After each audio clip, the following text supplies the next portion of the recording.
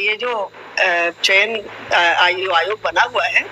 ये नया आयोग गठित हुआ है और इसके पीछे इसके कुछ उद्देश्य हैं। तो इसमें जो प्रक्रिया हम लोग करेंगे, अभी तो सब कुछ मेरे लिए भी नया है, तो मैं वहाँ पहले जाऊंगी और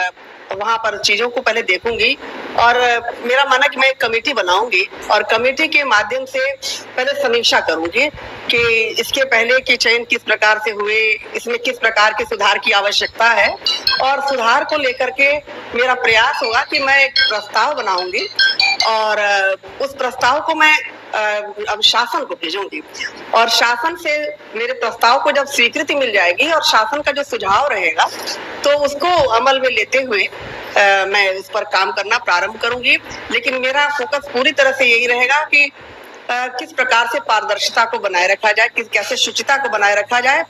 और जो भी नियुक्तियां होंगी वो बेस्ट सिलेक्शन होंगे वहाँ पे। और इस बात का मैं विशेष ध्यान रखूंगी कि अभी जो हमारे टीचर्स आएंगे वो वर्तमान समय को देखते हुए वो टेक्निकली, जिसको कहते हैं कि वो फ्रेंडली हो, टेक्निकल ज्ञान उनको हो, आर्टिफिशियल इंटेलिजेंस का ज्ञान हो। तो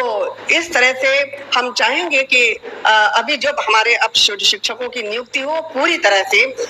समय के अनुकूल हो, क्योंकि आजकल हम देख रहे हैं कि शिक्षक से अधिक विद्यार्थी सजग है। तो जब तक हम बेस्ट का चयन नहीं करेंगे तब तक हम शिक्षा व्यवस्था में सुधार नहीं ला पाएंगे।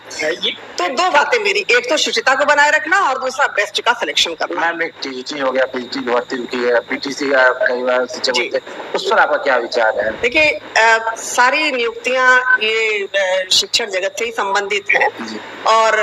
उसमें भी चूंकि हमारी तो नींव ही है बेसिक शिक्षा, और जब वहीं से हम अच्छे टीचर्स का सिलेक्शन करेंगे तभी हम अच्छे विद्यार्थी भी दे पाएंगे। तो वर्तमान समय में विद्यार्थियों को देखते हुए, अपने संस्थाओं की आवश्यकता को देखते हुए हम बेसिक शिक्षा से लेकर के और माध्यमिक और उच्चतर शिक्षा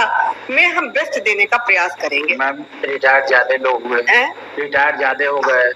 बच्चों की संख्या बढ़ रही है, अध्यापक और कर्मचारियों की समस्या से हर संस्थान जूझ रहे हैं। तो ऐसे में इस समस्या निदान के लिए आपका क्या नजरिया है? देखिए, मैंने अभी बताया आपको कि अभी चूंकि आयोग नए प्रकार से गठित हुआ है और पहली उसकी अध्यक्ष के रूप में मुझे जो जिम्मेदारी मिली है, तो मैं पहले से ही बहुत कुछ अभी नहीं कह पाने की स्थिति में हूँ। इतना है कि पहले मैं वहाँ ज्वाइन कर लेती हूँ और ज्वाइन करने के बाद जब स्थिति का आकलन कर लूंगी तो बेसिक से लेकर के और हायर एजुकेशन तक की मेरी जो है कमेटी, जो हमारी टीम होगी, वो टीम जिस प्रकार से तय करेगी, और सबसे बड़ी चीज कि हमारी टीम जो तय करेगी उसको जब तक शासन उसको सहमति या स्वीकृति नहीं देगा हम उसको लागू नहीं कर पाएंगे। पहले जितने अध्यक्ष थे कमेटी से दूरी थी, जो भी अध्यक्ष यादव जी नहीं, वो सदस्य दूरी बनी थी, तो क्या उस दूरी का समाज से खत्म करेंगे? बिल्कुल बिल्कुल हम चाहेंगे कि, क्योंकि हम किसी विशेष व्यक्ति का चयन इसमें नहीं करेंगे और इसमें यह है कि जितना ही हमारा कम्युनिकेशन होगा, चीजें खुल करके सामने रहेंगी, तो हम आमने सामने की स्थिति में बैठ करके ही और लोगों से विचार विमर्श करके ही इस पर कोई योजना बना करके और उसके बाद से एक प्रकरण चल रहा था, कई जो आयोग के मेंबर बना हाई फाइव है, लेकिन उसके कारण वहाँ वेतन कम है। देखिए, वेतन पैसा अपनी जगह है और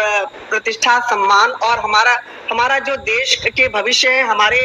बच्चे हैं और बच्चों को बनाने वाले हमारे शिक्षक हैं। तो अगर हम वेतन पे न जा करके हम थोड़ा सा यही करें कि हम कुछ समाज को दे सकें, पारदर्शी रूप से हम अच्छे शिक्षक दे सकें, तो जो समाज में सुधार ला सकें, बच्चों का विकास कर सकें, तो वहाँ वेतन मायने नहीं रखता, क्योंकि वहाँ जो भी जाएगा इन सब स्थितियों का आकलन करने के बाद ही जा रहा है। तो ऐसा नहीं कि वहां जाने के बाद से हमें पता चलेगा और निर्णय हमारा बदलेगा। तो ये सब कुछ सोच करके ही हमने भी कदम बढ़ाया है कि पैसा ही महत्वपूर्ण नहीं होता है और हमारे लिए समाज और देश महत्वपूर्ण है। मैम, एक तो आपका अच्छा है, एक पेपर क्वेश्चन, पहला अध्यक्ष कौन होगा तो आपका नाम आएगा जी। अब बच्चों को एक नंबर जरूर मिल जाएगा उसमें, क्योंकि इतिहास जब लिखा जाएगा तो पहले अध्यक्ष का नाम परीक्षा जरूर पूछा जाता है, तो आपका पहला नाम आएगा जी। कई IAS भी इस लाइन में थे, कई बड़े अधिकारी, उनका उनको पछाड़ के आपका नाम ना देखिए, इस बारे में यही कहना है कि देखिए किसी भी विश्वविद्यालय या शिक्षण संस्था या हायर एजुकेशन को जितनी अच्छी तरह से कोई शिक्षक समझ सकता है और उसकी व्यवस्था को, चाहे शिक्षण व्यवस्था हो, व्यक्तित्व विकास को हो, तो और मैनेजमेंट की भी बात जहां तक है, तो जहां तक एक शिक्षक इस बात को समझ सकता है, मेरे ख्याल से शायद एक आईएएस या प्रशासनिक अधिकारी केवल प्रशासन तो कर सकता है, लेकिन ओवरऑल जो देखने की बात होती है वो शिक्षक बेहतर ढंग से समझ सकता है। तो जो मुझे ये दायित्व मिला है प्रथम अध्यक्ष के रूप में, तो मैं पहले एक शिक्षक ही हूँ, उसके बाद से अध्यक्ष हूँ। तो मेरा पूरा यही प्रयास होगा कि मैं शिक्षकों के साथ, शिक्षण व्यवस्था के साथ न्याय कर सकूं। मैम, जो टीजीटी की भर्ती रुकी है, जो टीजीटी पीजीटी की भर्ती रुकी 2021 वाली और कुछ शिक्षक भर्तियां, उस पर आपका क्या नजरिया, क्या भर्ती कब तक हो? देखिए, मैंने आपको बताया कि ये प्राथमिकता में है, क्योंकि अभी तक जितना भी विलंब हुआ, मेरे हिसाब से शासन का भी यही प्रयास है कि जल्दी से, जब भी देखिए पिछले सप्ताह ही इसके साक्षात्कार हुए और 5-6 दिन में ही रिजल्ट आने का मतलब क्या है कि यह है कि शासन की भी मंशा है कि जल्दी से जल्दी इस कार्य को प्रारंभ किया जाए। तो वहां जाने के बाद मेरी तुरंत की प्राथमिकता होगी कि जो इस तरह के कार्य रुके हुए हैं उनको प्रारंभ कर दिया जाए। अच्छा मैम, ये भी देखा जाता है कुछ शिक्षक दोस्त की तरह पेश नहीं आते स्टूडेंट, उस पर क्या कहना चाहिए? दोस्त की तरह? जी देखिए, शिक्षक जो है अंदर से तो दोस्त की तरह होता है, लेकिन ऊपर से उसे एक अनुशासनात्मक व्यवस्था भी प्रदर्शित करनी होती है, क्योंकि शिक्षकों के हाथ में ही अनुशासन है। अगर हम सबसे दोस्त की तरह से बात करने लगेंगे तो बच्चों में भी अनुशासन नहीं रहेगा और हम अपने जो हमारा लक्ष्य है उसमें हम सफल